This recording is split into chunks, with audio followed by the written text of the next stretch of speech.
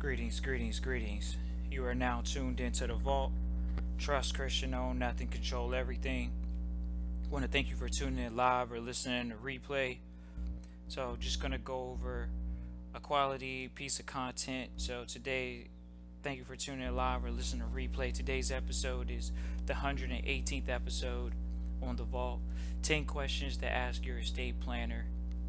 So definitely want to do this episode today. Get this question a lot and on the public side, and always great to talk about questions to ask. And so definitely gonna hop straight into it. But thank you for listening live or in the replay. If you'd like to get in contact with the Vault for a consultation, with it focuses at christian@trustchristian.com, christian@trustchristian.com, or you can go to the website welcometothevault.com. So thanks everyone for tuning in live. I see quite a few people are in the chat. Ernest and Leo, many others are joining us live as well as we come on. Just starting out this episode, but definitely want to go ahead and start. So this is definitely a highly touted question type topic. And so some of the questions, these are 10 questions, but inside of the question may be a question. So with one question, it may have 3 or 4 sentences to actually talk to 10 questions to ask your estate planner. So the first one, what are your credentials, your educational background? How long have you been doing financial planning? Are you a financial planner? Do you make most of your money from other activities? Is this a full-time planning within the past 5 years? So that's just one question. What are your credentials? Tell me about yourself real quick. And these are things that you can do. The reason why estate planning is so powerful when we talk about it, talking about trust, when everybody comes to the vault, you traditionally listen to the vault for trust and private family foundation information focused on asset growth, just different things and information out there focused on growing, protecting, and passing on different assets and things of that nature, because assets are what we're all here for. Our greatest asset is our time, and then after that is the capital working for us. And so having capital working for generations is the purpose of asking the 10 questions to your financial or your estate planner, or things of that nature. So King Kong, appreciate you for tuning in live. I know it's quite a few people in the listening live. So AQ Stevenson, thank you for tuning in live. Always appreciate saying your names and appreciating you all. So the first question. The second question, how detailed are your initial questionnaire? And will you survey my assets, liabilities, and goals? Great question to ask. Very essential. And what I love about the internet is that you all can always go back and listen to this and write these questions down verbatim, which is really, really awesome. So the second question, once again, is how detailed are your initial questionnaire? And will you survey my assets, liabilities, and goals? 3 critical areas in growth and development. Clearly, when you look at a balance sheet, there's income, debt, expenses, and liabilities. And assets, excuse me. Not income and debt. Debt is a part of what? Debt is a part of liabilities. So, third question. How do you receive compensation for your service? Flat fees, commissions on products sold, retainers, salary, fees plus commissions, fee offset commissions. Sometimes when a commission on the sale of products sold offsets a fee, really important to know. Percentage of assets under management. Sometimes some asset managers or estate planners really want to base fees off of percentage of assets under management, whether that's on your end or their end that they may have to manage. But they look at that percentage of assets, might be a rate. Hourly rates. Can you provide a front estimate or a compensation schedule? So that's really important, ladies and gentlemen, when you're talking about a question to ask them. How are they paid? And the more detailed the question is, the better. Yeah. That was the third question. The fourth question, what services do you provide? Do you provide accounting, tax preparation, planning, investments, budgeting, and retirement and estate planning? Do you have the resources to offer these services, or do you use outside professionals? Have you ever been suspended, reprimanded, cited, or seizured by any government agency? So the questions are very detailed. If so, what were the circumstances? So just asking, these general questions are great questions to ask, putting yourself in a position where you have a ton of data and content on this particular individual. A lot of people say, well, do you have an accountant to recommend? Well, we always believe that you should be able to touch them, talk to them. Even some of the bigger firms, you still have a relationship with a senior accountant. You have even with a senior lawyer, specifically if you have a firm for that. So that question is more geared towards a lot of it being in-house. Sometimes some of the larger firms have more in-house than others do. Very, very important. Uh, Another great question is if they're a registered investment advisor, and can you see their ADV Part 2 form? So if they're securities agent, a lot of them have securities license. Are they registered to sell securities? So when individuals contact the vault and they say, "Oh well, how do I put a what does it say? I'm gonna take out money on the government on my name because the government they what do they say? The government they have the name and there's money attached to the name and I don't know about it." Sure, no, it's not. You actually have to earn that. Government didn't give you anything. And if you want them to give you something for free, I'm sure it won't be what you really want it to be, big picture wise. Little picture wise, it might be some immediate crumbs. But particularly when we're talking about uh, being able to find out if someone is a registered person for securities and things of that nature, there's a great way to find it out. And when you're talking about a securities dealer, everyone says, "Oh, we want to draft these securities and all this different stuff." It's like, really? You might as well just go to a securities agent, find somebody that's registered, talk to them about that. They have competent people out there. These are questions that you can ask them. Next question, number 5. Can you provide professional and client references? You let them know, "I would like to talk to your clients you retain for at least 3 to 5 years. What percentage of clients have you kept over the past 3 years? Do you have any record of litigation and disciplinary actions?" These are great questions to ask. That's part of one question, once again, focused on um, extended times of credibility, periods of time where you can contact people for that. See, at the vault, people have asked that in the past, but the whole goal of the vault is to protect privacy. So, those aren't questions that would be traditionally asked in the private. They are always open for a discussion. But when it comes to the public, for sure, a lot more security, a lot more open availability has to be the business because of the environment that it's in. Have you ever refused to take clients? For what reasons? Do you have a minimum portfolio size requirement?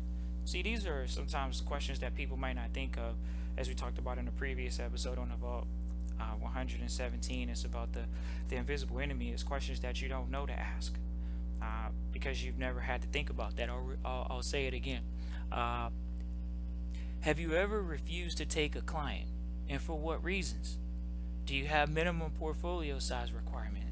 A lot of times you walk into environments when you walk into environments, sometimes you're not able to do service in those environments, particularly when you're talking about private wealth, uh, estate planning, and things of that nature. I always want to be able to go in and know, hey, do you guys even have a minimum?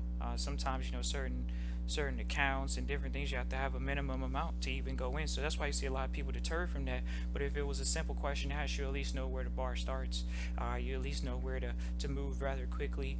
Just very pertinent questions to to ask in an environment where they traditionally may be once again unasked, or just not wanting to be asked because of possibly an ego, many different things. You don't want to go send someone even on your team to go talk to a planner, and then they come back and they don't even let you know that there is a minimum, but there really is a minimum. It's kind of one of those things, once again, they didn't know, so they didn't ask. But very important to at least know now. Number 7, number 8. Do you specialize in certain type of planning? If you specialize in investments, how do you stand by your investment choices? What do you do if they don't perform as promised? What kind of follow-up do you do to see your recommendations are performing well? We'll go ahead and do that twice for you all. Do you specialize in certain type of planning? If you specialize in investments, how do you stand by your investment choices? What do you do if you don't perform as promised? What kind of follow up do you do to see that your recommendations are performing well? And so, once again, just a great question to ask. You see so many people out here touting, oh, you know, we can do this for you financially, we can do that for you financially. Really? Well, okay, let's just see how your last ones have stacked up. A lot of good fund managers in many spaces always are going to have their pro forma available for you to see them. But these are a little bit more, once again, detailed questions to ask. How do you stand by those things? And how's your follow up for the actual follow through? Sometimes you start and then you just wait for the payoff as an investor. So that's one of those things that you can kind of ask them as far as them providing that service if they do. Next one, do you require power of attorney or can I make my own investment decisions? And it's a very general question to ask, but a great question nonetheless, because then you know where a person stands legally, and then as well, the flexibility. A lot of people move towards IRAs. They move to these different things because they want to have self-directedness towards the assets and things of that nature, in the investments in general. So you kind of have a great conversation about you being able to make your own decisions and things of that nature. It might sound like a very general question, which it is, but it does allow you to elicit a good question and get out various responses from different people that you're interviewing. And I encourage you all, and just say, hey, when you come into private trustee training, this is what you learn. It's just something that, hey, a lot of people in the public say, hey, what are some questions we can ask to even get started to talking to an attorney, accountant, or once again financial planner. These are the 10 questions asked. Financial planner traditionally, or an estate planner is traditionally going to know CPAs. They're going to know lawyers, that they traditionally are lawyers. So you're talking to good hands, but just great food for thought when it comes to having those conversations. So last but not least, what should I do with my money? It's even interesting. You should ask them how much they made a year to even before you even ask them what you should do with your money. And if a planner gives an immediate answer without considering you or your spouse's situation, if applicable, your financial condition, goals, make your way to the door fast. When someone's not taking a holistic approach towards those situations, you can go ahead and leave.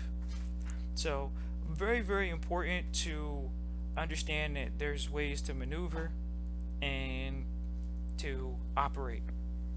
And so having good questions, you may have never even got those questions, but those are questions out there. You can Google questions and get those questions and things of that nature, get more questions. But you think about it, this at least puts you on the path to saying, hey, I need to ask somebody these questions before I really even ever give them money, substantial amounts of money. Even when you're talking to banks and things of that nature, you at least have the power as the opportunity to go in there and ask these questions, and they at least lend you the opportunity to at least elicit out a lot more information that traditionally you may or may not be able to get, just because, once again, of the invisible enemy, just not knowing. And so I definitely wanted to provide 10 questions to ask your estate planner, or 10 questions to ask your financial advisor, or 10 questions to ask anybody, even your best friend that touts he knows about money.